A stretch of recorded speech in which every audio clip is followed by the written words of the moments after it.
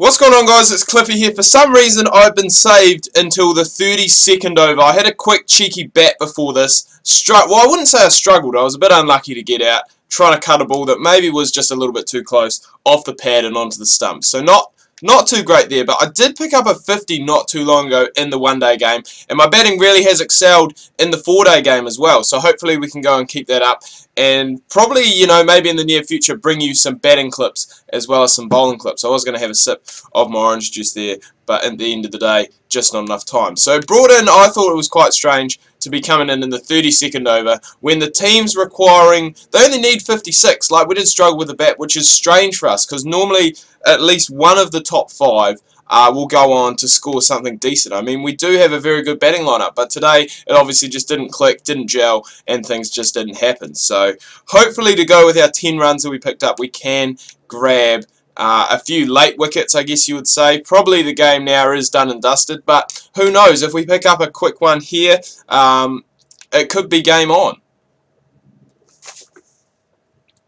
So what I'm talking about, boys, as I said, if we pick up a quick one, it could be game on. And we've got the guy who's probably the more set of the two. That deserves some orange juice. That's beautiful. Jagged back just a little bit. Peter Neville. Not the greatest one-day batsman, as you can see from those stats, averaging under 20. We really just need someone else to pick up some wickets as well. We can't do it all ourselves, but we're gonna give it a good nudge. I mean, 47 left to win. You'd say yes, this is definitely in the batting team's favour. 6 wickets required, and we've almost picked up another one there as we almost clip the leg stump of Ben Rohrer, and that would have been the big wicket. That would have been the wicket that would have.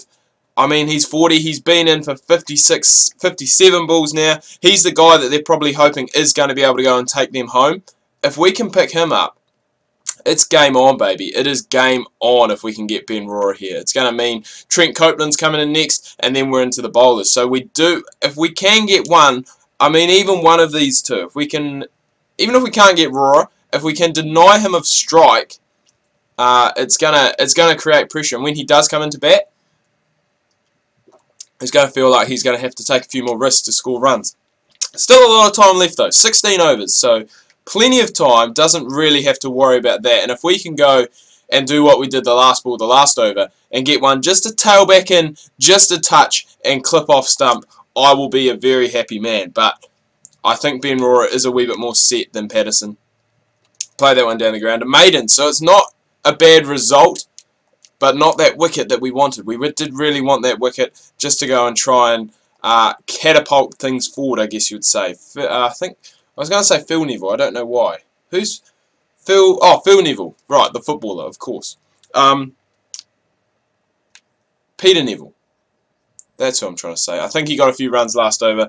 I think he's up to about, yeah, he's up to 18 now. So only 35 needed off the last 15, which should, in theory, be a walk in the park for the batting side, but I think we've gone and done what we wanted. That is picking up Ben Rohrer. We've got him LBW. He does have a chance to review. I don't think he's gonna. It was pretty plumb, and he's gone. So it's game on now. We still need 5 wickets, mind you, but Trent Copeland is only averaging 11. Now, for a number 7, that is fairly poor. You'd at least expect him to have a couple of 50s under his name, possibly averaging about 20 odd, you know, down towards the bottom of the order. That's what we're doing at the moment. I think my average now has actually climbed to about 22, 23. I'm batting at number 6, so it is a little bit different. But yeah, you really need to go and contribute 6 and 7 with the bat as well. I mean, Matty Wade was a fine example of that last night. It was actually quite funny. I was slagging him off at work, saying, what's he doing in the team? His one-day record's pretty poor, rah, rah, rah. Then he goes around, and I think he hit 71 at more than a run a ball, and actually picked up the man of the match for the first one day. And a lot of people are saying that England, because they've been smashing Australia all summer, which personally I don't think they have been smashing them, but they've beaten them all summer long, that they'll beat them in this first one day. And Australia, a lot of people forget, are the world champions in the 50-over format. They won the World Cup, what, 6 months ago, less than 6 months ago? And I mean, they proved it. And I think the side that they got going on at the moment, I mean, it bats deep. When you think Mitchell Marsh is coming in at number 8 in batting, he hit like 40-odd, again, off, well, sorry, at more than a run a ball.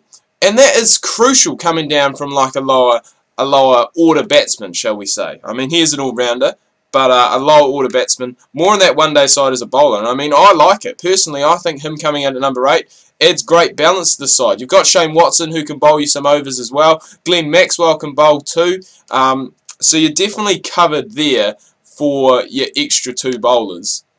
I think it's just a good formula that they've got going on. I mean, you could potentially go and bump him up, possibly rest Watson, move everyone up one. But I think the team they've got at the moment is a fairly strong side. And we are causing... You wouldn't think that this pitch would have a lot of demons left in it, but it just seems to be doing just enough. And we've picked up another maiden, so I think that's the end of our 3rd over, possibly. Might even be the end of our 4th. But yeah, if we can get a breakthrough here, Zampa. So this is do or die. It's our 4th, 3 maidens and 2 runs and just the 2 wickets. So Zampa did get the job done, actually. I just had a look back quickly on my computer. He did go and pick up a wicket. So now, still 23 required, but just the 4 wickets left in hand. I think it was Copeland who went. It would have been nicer if it was Neville, but still a very good chance. Steve O'Keefe, though, you can't write him out. He is, again, another very good all-rounder.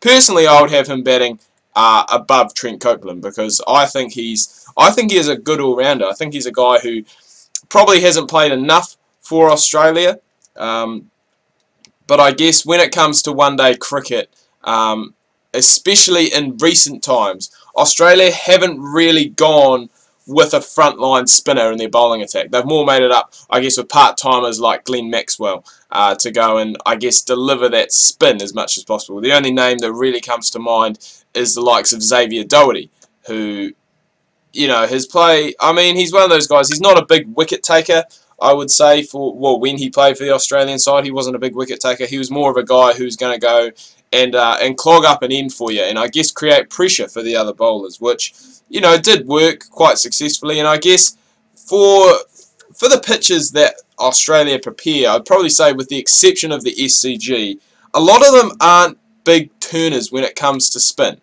You know, a lot of them are more suited, you know, for quick bowling, hard tracks. It's going to bounce, it's going to have pace in it, because that, I guess, is Australia's speciality. And I mean, when you have, well, I mean, technically, if you had Pat Cummins, Mitchell Stark, and Mitchell Johnson as your 3 frontline seamers for the Australian side, I mean, all those guys can hit 150, so it's not a bad option to have. You've got to play to your strengths, and that is their strength, I guess. Spin bowling, not so much. Nathan Lyon, I think, you know, he obviously in Test matches, he's a very good bowler. I think he's one of Australia's key bowlers when it comes to Test matches, regardless of the surface that he's playing on, because he can do, well, he can make do with pretty much any surface that is given to him. So I don't know if he deserves a run in the one-day side. There are a lot of young, I'd say leg spinners that are coming out of Australia at the moment that Australia are kind of experimenting with, shall we say. Adam Zampa, obviously, who's playing in this game here, hasn't played for Australia yet.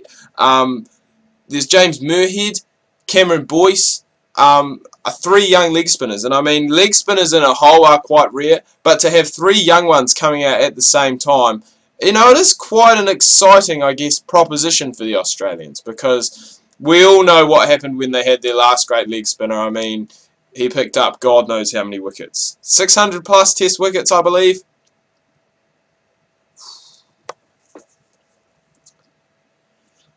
I really wanted that to go to hand. Really wanted that to go to hand. I must say, we've done our part. You know, I think had we come into the bowling attack earlier, I think we could have potentially done something. You know, the game, I think, when we came in, it was almost dead and buried. We picked up, obviously, that first wicket. I think that is... No, we picked up 2 wickets, actually. I was going to say, we picked up that first wicket in our first over, which kind of went and changed it. But, as I said, by the time we came in, the game was almost dead and buried. And we just didn't really have an opportunity, I guess, to pull it back. Because they only needed... I can't even remember what they needed when we first came in. I think they only needed about 60-odd. At that stage, they did still have 7 wickets left in hand. So we went and obviously picked up Rohrer and Pattinson early on in our spell, but I think now, as you can see, just needing the 6 off the last 6.5 overs is going to be pretty easy going for New South Wales. Hopefully we can go and pick up another wicket. I'm saying this is probably going to be our last over, and then we're going to go and, well, it's going to be handed over to the next guy, and personally he's probably going to go for 6. We could get another over yet, but I'm not hoping, you know. I'm not holding my hope. What's that saying? Not holding my breath. Not holding my breath to get another over. I don't think that's a saying that personally I was going for, but oh my god. Jesus. This game over, but we picked up 2. Chad Sawyers picked up 2 towards the end. Hughes, man of the match for 72 off 61. But as you can see from our batting card, just no one really got going apart from him. I mean, Travis Head got a start. Everyone got starts. They got into the 10s, they got into double digits, and then just went and failed. I mean, I can't really say too much. 10 off 14 before one came off the pad onto the bat, which, you know, is a bit of a shame. Didn't use our 50 overs, which is a clinical sin, I guess you would say, and we only managed 191, which was never really going to be enough against this New South Wales Blues side. So anyway, guys, do hope you've enjoyed this video. If you have, please remember to leave a like. If you are new, please do subscribe. Hope you had a good week. Make sure you tune in this weekend. Tomorrow we have Rory McIlroy PGA Tour coming into round 4 and another event there that we are close towards the top, so that's going to be exciting. And then on Sunday we have the double upload of Cricket Coach 2014. So make sure, guys, you leave a like, subscribe if you're new, check out my Facebook and Twitter, and the links to those are down below in the description. And as I said, tomorrow, Rory McIlroy PGA Tour, round 4 of some event. I can't quite remember what it was, but make sure you do not miss that.